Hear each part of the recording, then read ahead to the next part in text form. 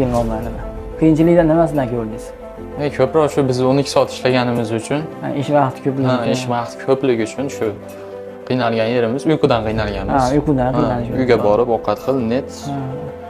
Salaliga birorta noshukran bo'lib ketamiz, hali shaxsiy rivojlanishga vaqt yo'q deb hisoblaymiz, lekin ishni ko'pligi ham o'zi bitta anaqada. O'zi 2 kun dam olsangiz o'zi yoqmay qoladi. Pulingiz ko'payishi shaxsiy rivojlanishda o'zi aslida. Shunaqa. O'zi shaxsiy rivojlanishdan ham maqsad pulni ko'paytirishda.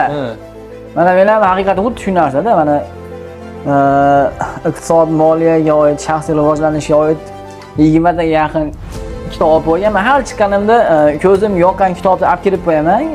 Kitob do'konlaridan. O'quvchilar rosa ko'payib ketgan paytda o'qishga vaqt yo'q umuman, chunki ertalabdan kechgacha dars o'taman. Ba'zan xuddi sizdek narsa, xuddi shuni o'qib, shuni bilimlarni olsam yaxshi edi degan narsa bo'ladi. Ikkinchi tomondan shuncha o'quvchi turganda qanaqa qilib o'qishga vaqt yo'q. O'quvchilar ozaygan, ya'ni bir imtihonlar o'tib olgandan keyin xotirjam bo'lganda biror atrofda dam olamanda o'qib olaman. Sizlarda ham xuddi shu narsa bor ekan.